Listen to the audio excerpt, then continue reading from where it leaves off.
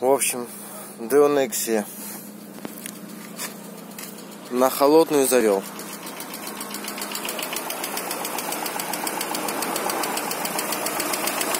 Лишний шум.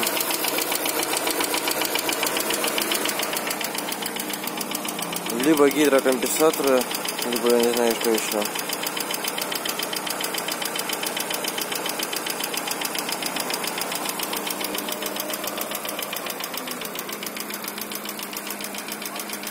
Такой штук, в общем.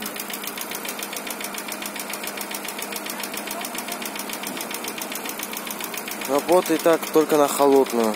Когда прогревается, уже более-менее нормально работает, не стучит. Мужики, что это может быть, пишите в комментариях. И еще еду, и на ходу она у меня глушится.